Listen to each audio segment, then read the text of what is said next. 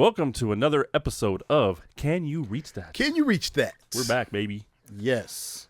So I'm jumping right into it today. All right, what you got? Did you watch the Ray J Orlando Brown charity fight? I saw Jim Carrey.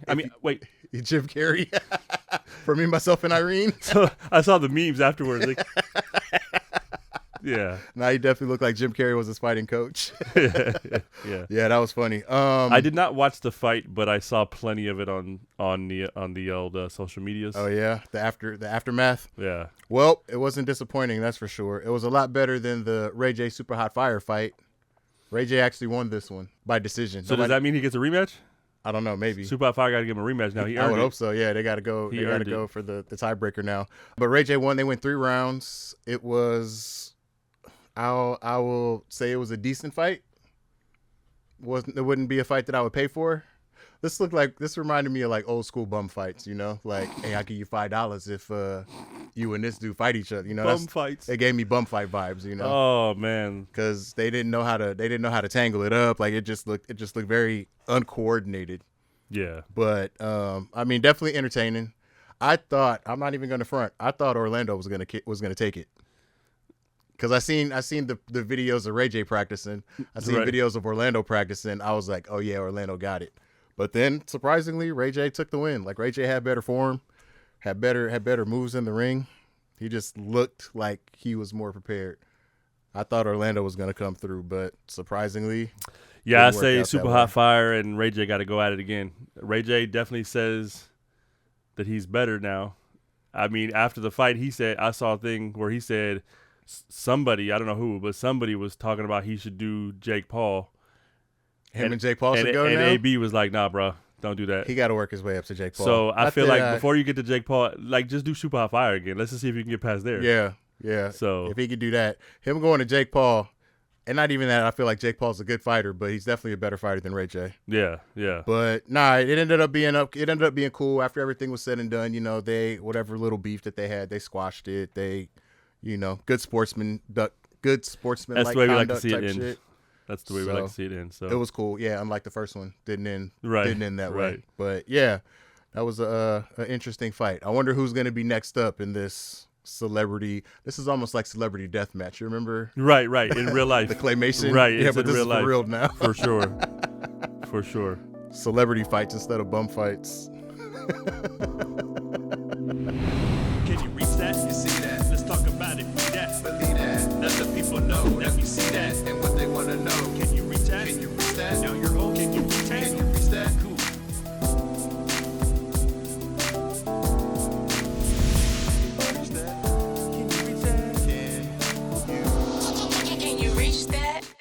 All right, well, let's kick it off with a little guessing game action. So I've got one for you. So we're gonna have you guess the longest charting rap albums by number of weeks. Longest charting rap albums by number of weeks. Is this across the whole? Are we talking since the inception of rap to now? The longest charting rap album by number of weeks. All right. How many are we doing? I've got a top 10 list here. We'll get through a few and then I'll just give you the rest. Okay.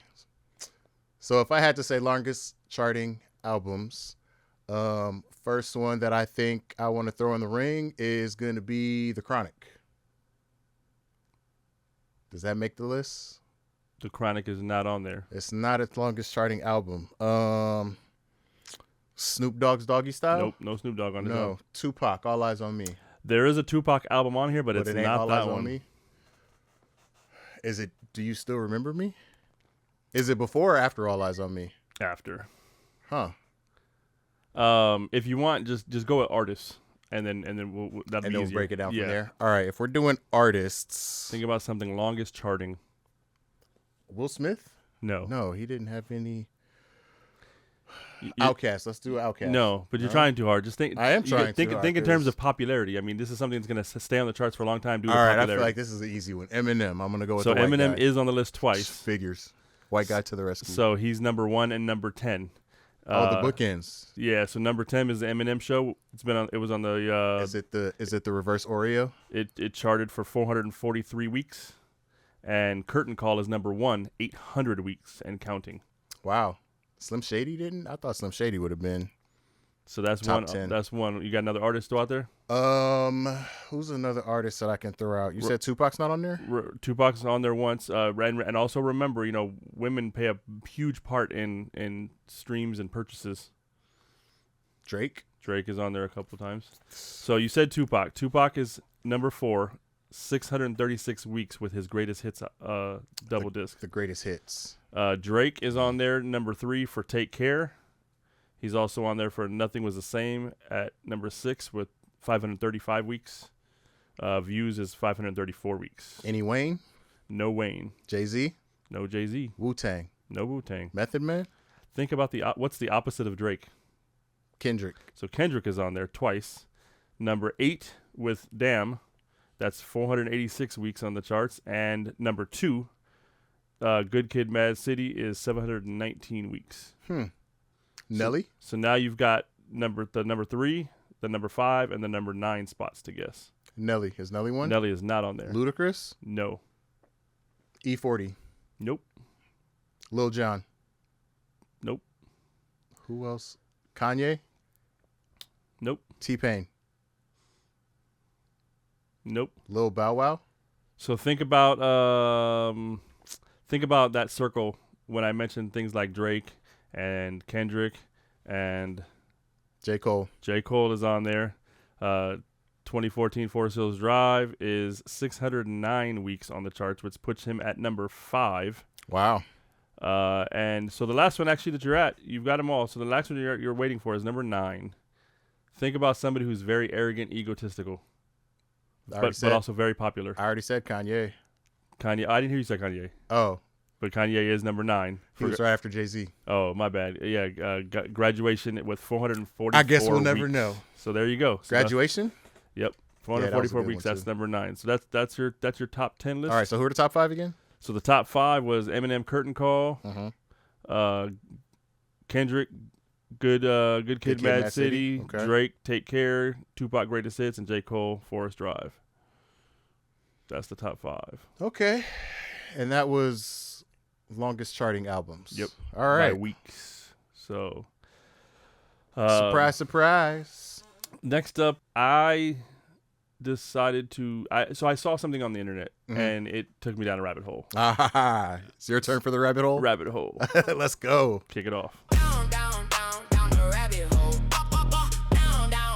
Down the rabbit hole. So I was just scrolling through shorts and whatnot, and I saw a couple of videos that come up with Pharrell sitting in the studio with different artists, and how he is instantly just attached to his project. He's very passionate about what he does. And I came across one that mentioned something about him working with Eminem. And then I got thinking, I was like, did he ever work with Eminem? And so I started going down, and I found an interview where he said, I guess he was asked, it was by Brian Grazer of The Interview magazine, and this was back in 2009, so about 17 years ago. He was asked if there was any artist he still wanted to produce for or anything like that, and he was quoted as saying, I think me and Eminem could do something special together, something crazy together. We haven't done that yet. I don't know him very well, but we've met a few times. So that got me thinking. I was just like, wow, like what would an Eminem sound? I mean, I'm thinking about the, bling, like the Neptune sound. I'm thinking about that classic, the old school back Neptune. where he was doing clips and, and lap dance and all these, these kind of tracks like this. And I'm trying to picture myself hearing Eminem on that. And I haven't been able to really picture that. But as I'm digging down that, I find out that there was a story about Royce the 5'9" and Eminem potentially rapped over some Pharrell beat, but it never got like an unreleased. Yeah, it was a Neptune piece that never got released. Wow. So and I found out that the song was called "She's the One," and it was never released. But it's got to be recorded somewhere, right? And so and again, just going layer by layer down this rabbit hole, I found out that there really was a song called "She's the One." It was associated with Royce the 5'9" and Eminem, and it dates back to the Rock City era of Royce's original Rock City project. And there was that track called "She's the One," and it just didn't make the cut.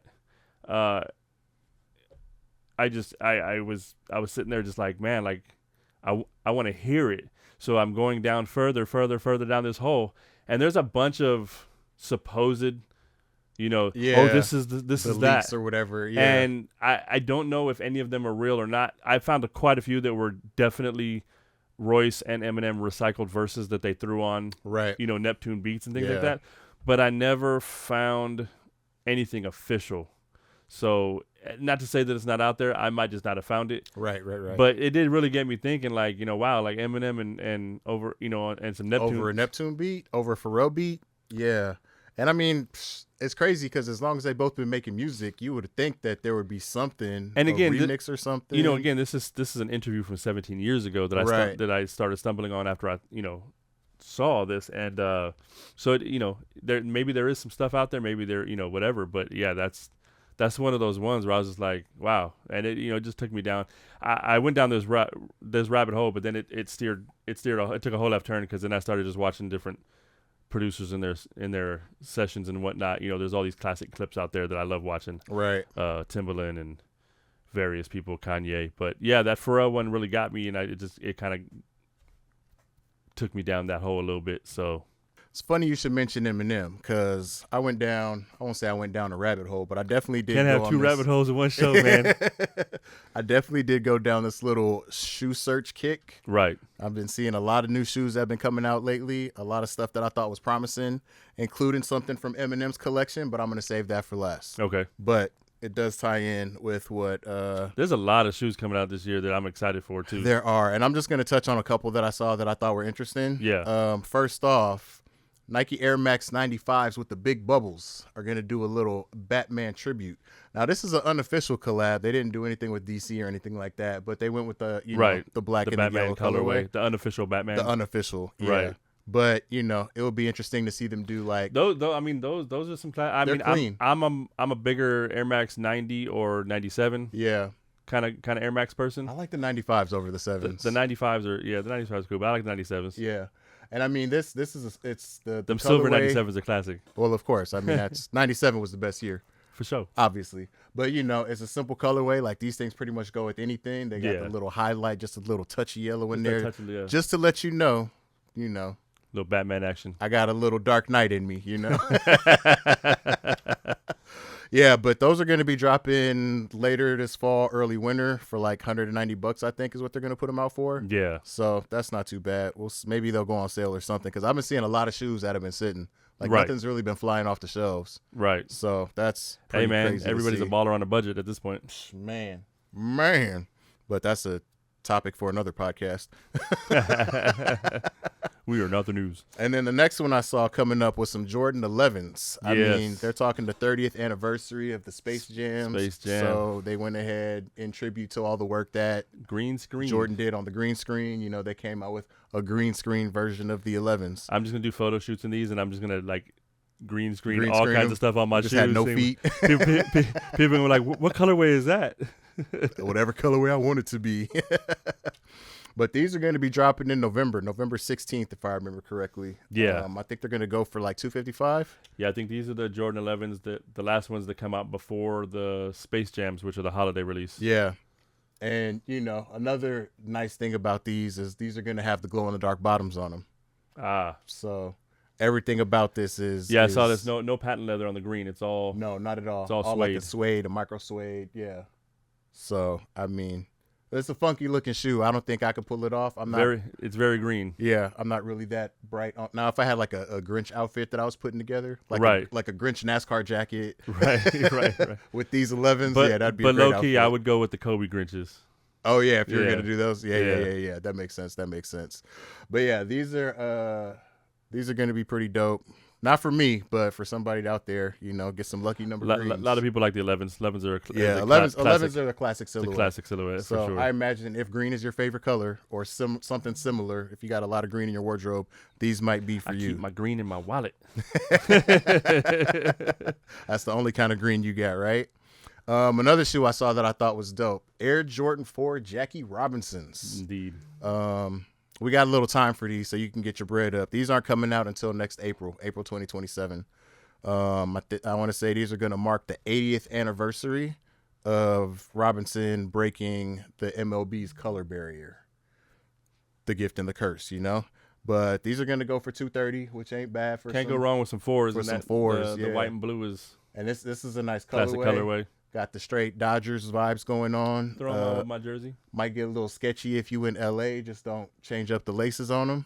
But these are a legit looking shoe. Like this is definitely one that I would have to consider because I've been off of shoes for a minute. I've been trying to be good and everything. Jordan 4s are a classic silhouette, and I don't have any 4s yet. But so, this might be my first 4. Hey, it's go nice with my Dodger jerseys when I go to the game. So right. Yeah, may have to add to the collection. But I thought that was clean. I thought that was dope. A little tribute to Jackie Robinson and all the significance that he did in breaking those color barriers and integrating the MLB, Major League Baseball. And last but not least, going back to Eminem that I was saying, by the time this airs, it's already going to be over, but it is actively going on right now. They're doing an Eminem charity sneaker auction. Yeah. He's going to be giving away 100 of his own personal sneakers from his collection. He's known to be a sneakerhead, so he's got a lot of exclusives that nobody else has, like one of one type stuff too. Right, like these that are on here, the Super Bowl 3s. That's what I'm going to call them. They're called the 3PE Slim Shadys. But these are actually going to be one of the grails that he's going to be giving away. And a lot of the shoes that they're doing, they're going to start with the 250 min bid. There's going to be a lot of shoes that don't have a reserve. But, of course, anything that's a grail such as these, of course, they're going to want to get, top dollar for them. But these are one of the top shoes that they're giving away. They also have an Eminem and Carhartt collab with the Jordan 4. And, just a bunch of different shoes that he's got in his collection that he's going to be signing and giving out. Most of them have, like, everything original box, original packaging. Yeah. I mean, the man takes care of his shoes. So, if you're an Eminem fan, if you're a Jordan fan, if you're a sneakerhead, this might be something that you want to tap into if you can afford it. Well, you remember these? Aha, the questions? So, Allen Iverson took to IG to reveal the Reebok's reimagining of this classic 1996 shoe. Yeah. That I think I love this shoe. I have this shoe. This was one of the few Reeboks that I never wore them, but it's one of the few Reeboks that I was like, dang, I would wear those. But you didn't get into any of the Reeboks? The Shaqs? I didn't get any. The Kemps? I didn't. The Kamikazes? The Kemps were all right. The pumps? Yeah. No pumps? But I didn't. You didn't I had the Nike pumps, the Dave Robinsons. But not the Reebok pumps? But I didn't have the Reebok pumps. Ah. D Brown. But yeah, so he took to IG to announce that this shoe, this silhouette, they did a reimagining, modernized it for 2026, and it's fully 3D printed take on the sneaker. Nice. And it's going to be released in 2 colorways, stone and lilac. Nice. Is that like that fly knit kind of thing that Nike was doing? This is what it's going to be. It's going to be a 3D printed model of the shoe that you'll be now, is this sliding your foot in. Is this a balling shoe or is this like a lifestyle shoe? I feel like this is more lifestyle because I don't feel like that's. I've only seen images of this angle, and I think it's laceless. I think they're just slip-ons. Yeah, just some casual. Because that was one of the things, especially it's kind of coming back now, but we had the super baggy pants back in the day, right? And those shoes were definitely a chunky shoe. Yeah. So this looks very. But minimal. when you cuffed your jeans over the top, I mean that's the thing is like. When you went out looking for sneakers or shoes or anything, you always like, all right, well, let me see what these jeans look like over them. Right. So, right. Do I get a full cover? Right. Is this the tongue out? Is this a tongue out, tongue in? Do I cuff? Right. You know what I mean? Like yeah, for sure. So is this a tongue in or a tongue out day? Like, we showing off these Jumpmans or what? Am I tying up or am I lacing out? Like what am I? So. But I mean, I'm late to the game. I ain't know nothing about that until 5 years ago. So. I was just rocking K-Swiss back in high school. You're like, I just put 3 different color laces in my LA Gears. Well, I got the K-Swiss after I got rid of the Next. Word. So, yeah, that's dope. Pretty cool though. Little shoe line coming up. That's pretty cool. Well, let's get into something that we love doing as of late, and that is a little one gotta go. One gotta go. So we're going to kick this off. This is going to be themes. We're theming this one. So I got a couple of groups of these, and this is all based on TV sitcoms. Let's see what we got today. So first up, we're going to talk some TV dads. Oh, I like TV dads. So, and we're going to go with Philip Banks, Cliff Huxtable, Robert Peterson, Carl Winslow. Philip Banks. So one got to go. Where you at? One of these got to go. Oh, man, this is tough. All right. Fresh Prince, Cosby Show, Parenthood, and Family Matters. We got Cliff Huxtable in the mix. Now you can't talk about extracurricular. Yeah, this is just a character. Only, as far as the character goes. I'm gonna just go in order. We got Philip Banks at the top. Philip Right. Banks was a writer, highly intelligent, made his wealth, took care of his family, brought in his nephew. Like, who wouldn't want a dad like that? He stood on business. 100%. He was there for his kids. 100%. Taught him a lot of lessons, held him accountable. But he did have a bit of a temper. He was always steaming out the ears, you know. But for good reason. But for good reason. Will was a lot. Will was a lot. Cliff Huxtable, great dad. Wholesome. Doctor. Respectful. So you just talked about a lawyer, which became a judge, and then a doctor. And now a doctor. So yeah, respectful. Taught a lot of life lessons to the kids. When Theo thought he was grown and was ready to move out. Sure. And then you got Robert Peterson. Robert Peterson. Parenthood. Parenthood, right? I was gonna say, what was the name of that show? Parenthood. It's crazy because I love that show. Yeah. But as far as all of these goes, like the show itself is at the bottom of the list. That was where I was kind of Family Matters. For me, the top two dads I think is going to be Philip Banks and Cliff Huxtable. But Carl Winslow's right there. I mean, as a cop, he held it down. Yeah. And for me, Robert held it down too in a different light. A lot of life lessons. You know, he taught his kids well. Yeah, like when we say one of these things is not like the other, you know, we had a lawyer turned judge, we had a doctor, we had a police officer, and then we had Robert. Right. Detective work. What did Robert do? So I'm brain farting. I'm brain farting right. I want to say he did Jingles, but I might be thinking of Jamie Foxx. Right. Jingles 2000. So of these, I think we're both in But agreement. yeah, right. I mean, with that being said, Love Parenthood, the show. Love Parenthood. But as far as show. the dad goes, Hilarious, he's got to go. Entertaining. But yeah, I think Robert Peterson's got to go. All right. Well, that's the dad that's got to go. So next up, we got a different category, which is TV dads. Wait, what was this one? This was TV dads. But we have another category. We're gonna do TV dads. TV dads. Okay, got it. You'll notice the difference. Got it. TV dads. We got Danny Tanner, Tim Taylor, Dan Connor, and Al Bundy. Ooh, see, and this is weird because this is almost like a 2 for 2 because we have 2 straight cut dads, and then we have two unorthodox. Yeah, a little. But both stood on business. Yeah, all four did. I mean, because you figure. I mean, yeah. I'll let you go ahead. Go ahead. Yeah. Go ahead. All right, I'm gonna start with the definites. Al Bundy. Right.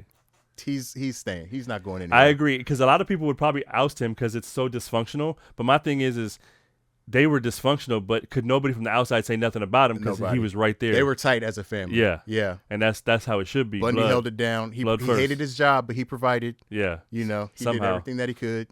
He got his rocks off talking about fat women in their shoes. Right. So you got Al Bundy stays. I think Dan Connor is going to stay too. Dan Connor held his family down too. Yeah, I like that. And I agree with that too. I have mine came down to these two as well.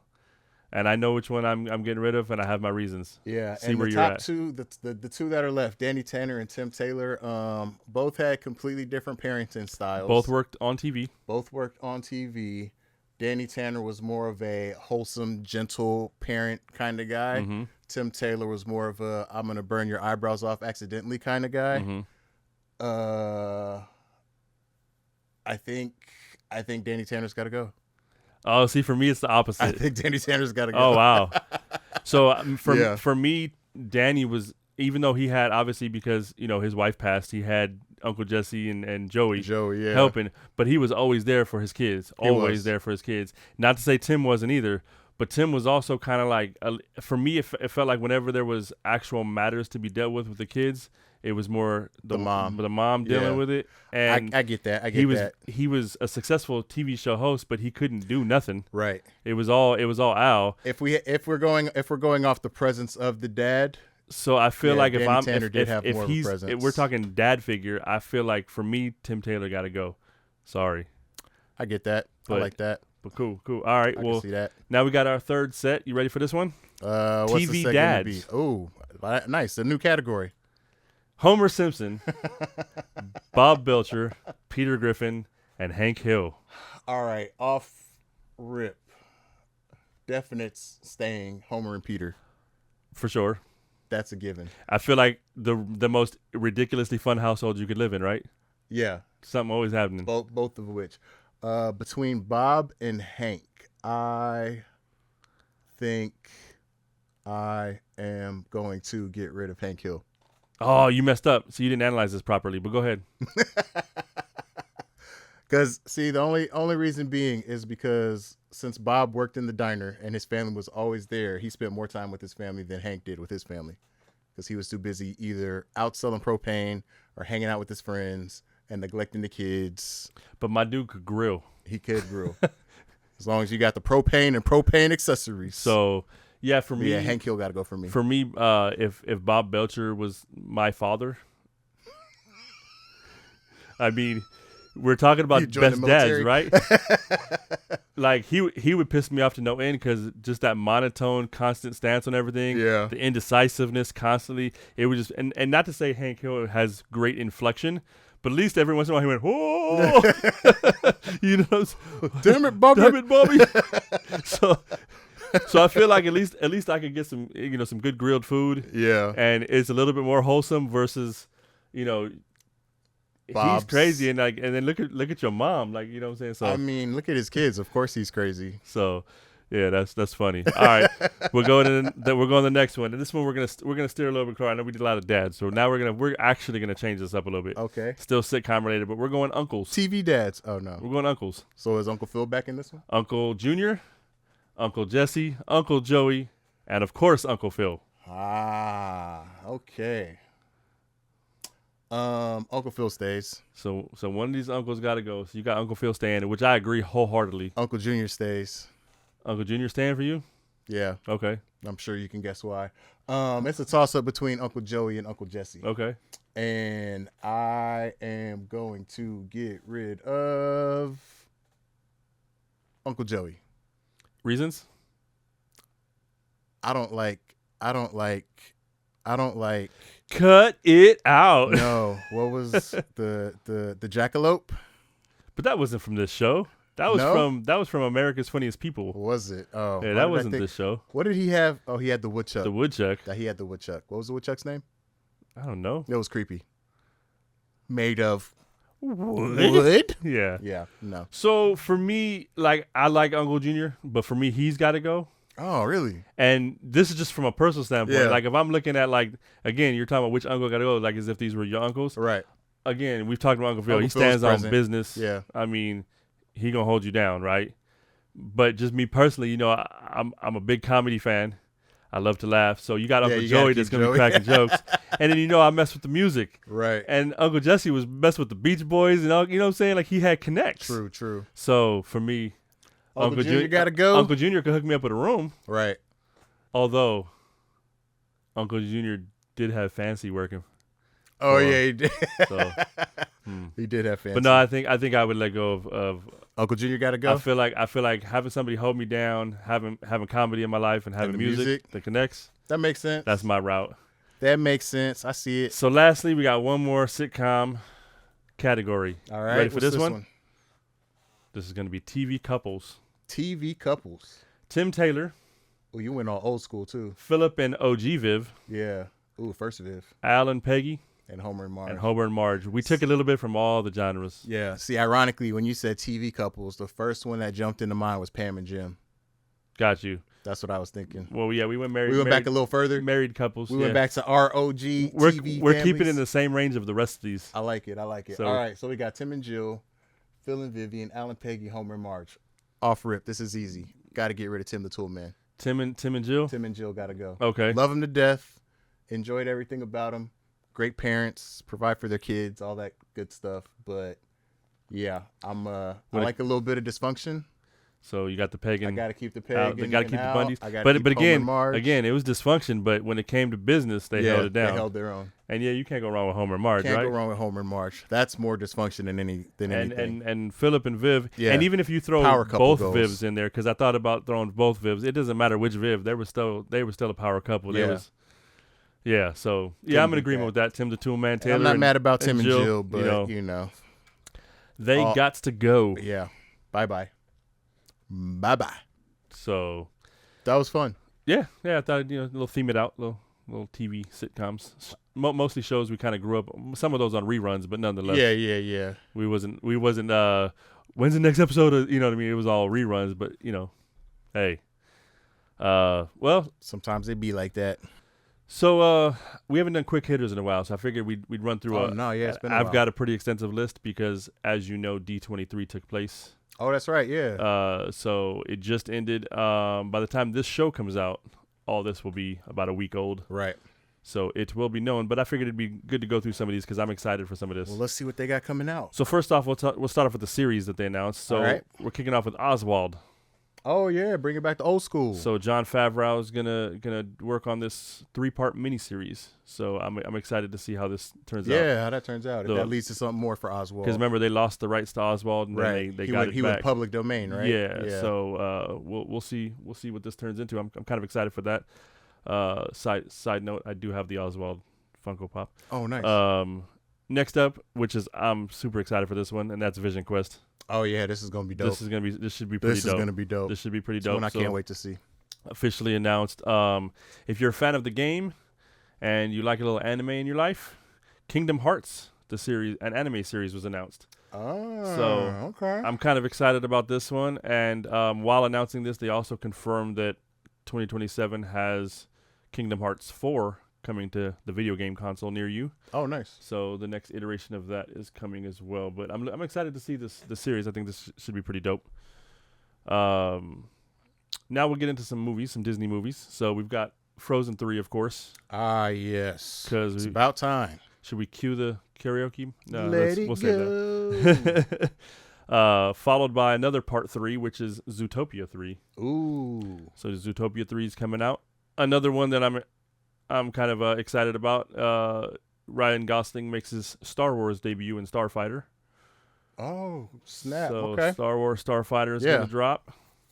And of course this was a biggie, but X-Men was announced. Yes. So that's going to be super dope. We're getting MCU X-Men now. I'm curious to see where we're going from this point forward. Indeed. Next up we've got the live action Tangled. Ooh. So we've got more Tangled. Wasn't the last Tangled live action too? No, three animated. So, but I think they're doing another. This is another one of those, I believe, shot for shots. Mm-hmm. But it's going to be live action. Yeah, maybe I'm thinking of a different one. We've talked about this one before, but we've got Ice Age Boiling Point. Another Ice Age. And next up by that, another sequel, Lilo and Stitch 2. The live action. Yeah, that's been a while. Joint. And of course, another one I'm really looking forward to, and it's not called Part 2, even though it's the second version. We've got the new Simpsons movie. Ooh, new and improved. New and improved. Next up, we got the group of Pixar announcements. So we've got Incredibles 3. That is going to be a banger. I can't wait to see what they do with that one. I'm excited on this one. We got Coco 2. Ooh, we don't talk about Bruno. Don't talk about him. We've got Gato. And they announced their first ever ghost movie called Ghost Market. Ghost Market. So their first animated horror for kids friendly. Is Ghost Market going to be like a Casper the Friendly Ghost type of thing, or? They showed a little bit of some characters, and that's about it. Just a little teaser. So. Okay. And then rounding out their announcements, these are, I call them, for me, no offense to anybody out there, but I call them bottom feeders only because they don't pique any of my interests. But we've got the Bluey movie. Oh, yeah. We've got Romy and Michelle 2. That's a long time coming. And we've got The Greatest Showman, the musical. Now, see, I'm down for that one. I'm sure. Because I enjoyed the first one. So those are the quick hitters for D23, man. There's quite a few in that list. I like that. So yeah, that's a lot of stuff coming up. I'm excited mostly. I think a few of those that stand out. Vision Quest, that series, I loved WandaVision. Yeah. I think that series was super dope. So Vision Quest, I'm really looking forward to. Yeah. I think Kingdom Hearts, hopefully, I think that should be pretty entertaining. I'm definitely looking forward to Incredibles 3. Yeah, Incredibles is definitely the top of my list of Pixar's. I like that Incredibles series. Like, I love me a Toy Story movie, but Incredibles is top tier. So, and of course the Simpsons movie. I like the Simpsons. That's a given, right? And I think Starfighter. I think the Star Wars. That's going to be an interesting one. I think that's going to be hopefully pretty good. So I'm excited about those. I believe it. Always excited about the rest of the Pixar stuff. It's just The Incredibles definitely takes the cake on those announcements. Yeah. I don't know anything about Ghost Market. Obviously, maybe as it gets closer, it'll pique my interest more. Are they selling sheets? Same for Gato. Yeah, I'll be interested to see what the Gato one's about. But yeah, I mean, Incredibles was at the top of my list, but I'm also down to see Greatest Showman because I really enjoyed that one too. So Word. yeah, but that's dope though. It's good to see we got a lot of stuff that's coming out soon. Yeah, Disney definitely unloaded. Pause. Yeah, indeed, indeed. Well, let's just enough of Disney unloading, and let's you know what time it is? Tool time? It's not Tool time, but that's a great callback. Morphin time? It is not Morphin time. It's time to rock it and roll it. And it's not Vader time. Is it Miller time? It's not Miller time. I guess that only leaves one thing. Morris Day in the time. Yeah, it's Morris Day in the time. Is it time for the tidbit? It's time for the tidbit. Time for the tidbit. All right. So what tidbit you got for us today? So, Netflix is doing a new documentary. When aren't they, right? And it's true. It's a biography. Okay. Mr. T. Oh, I Pity the Fool. And that's what it's called. Really? That makes sense. It's called Untold Mr. T, I Pity the Fool. Okay. So how old is he now? Got to be like 80? I think he's, I want to say, I don't think he's quite 80 yet. I think he's late 70s. Hey, put it in the chat if you know how old Mr. T is. But this is going to take a deep look into his life, his upbringing, parents, childhood, how he, became Mr. T. How he became Mr. T. What was the inspirations behind what he built as a character, as a persona. Because he definitely had a unique look. How the name came about. Yeah, the name, the mohawk, the jewelry. All of that. Yeah, he talks about the jewelry, and there's meaning to it. There's meaning to the earrings. So yeah, he goes through a really deep dive in his life, and yeah, it's gonna be interesting to see. I wonder if he touches on the Mr. T cereal. That would be cool. So, remember the cartoon? The cartoon was big too. They don't make them like they used to. Also, do you remember the show TNT? I remember seeing the reruns of TNT. I don't remember TNT. Yeah, I barely remember it, but I remember he used to punch his fist and like stuff would explode or that was like the kickoff. It was like I don't know. Yeah, I don't remember that one. No. He had a couple of stuff, but yeah, I remember the. Yeah, they did have a lot of stuff. I remember he was a huge marketing. I mean, when he came out in Rocky, you know what I'm saying? Yeah, Clubber Lang. So yeah, he was his own character. And you can't forget Mr. B.A. Baracus from the A-Team. Of course. A-Team is the A-Team character was so iconic that when they remade the movie and they had Rampage Jackson, right, they made him kind of look like Mr. T because there was a reason, you know. So and that's how iconic. You couldn't change that. Right. And I think that's why that movie kind of didn't work because I didn't care for it. And that's probably why one of the few movies in Hollywood they didn't go, let's make 17 sequels. So, but yeah, I'm looking forward to seeing a little Mr. T action, little story about Mr. T. Yeah. Did they have a release date? I think it's like September 8th or 9th, so somewhere around there. It's right around the corner. It's the beginning of September. Yeah. But yeah, Netflix. That's gonna be on Netflix. So yeah, I'm kind of excited to see. I saw the trailer. Can't wait. Kind of excited to see. So. I like that. Anytime. Again, I'm looking forward to seeing people's stories now. You know, we're getting older. It's time for these stories to be told. I mean, we talked about in the last episode. I've been big into the documentaries and biopics about people lately, and that's just because I'm kind of tired of the rehashing. So, at least something new, something different. It's hard to rehash somebody's life story. Yeah. I mean, of course, they can make multiple versions, etc. But no, especially depending on the life, you know. Right. So, but no, that's cool. With that, we've reached our conclusion. Oh, already? It's that time. It's too soon. So, yeah, do what you guys always been doing. Like, subscribe, follow, and all the good stuff. And we'll see you on the next episode of Can You Reach That? Can You Reach That? Can you reach that? Can You Reach That? Brought to you by Double One Entertainment in Coopersville. Hosted by Tango and Coop. And created and edited by Tim Greenlee and Brandon Adolphus. Music, sound design, and editing by Michael B. That's me. Visual art and graphic design by Jonathan Greenlee. Additional visual design by Timothy Greenlee.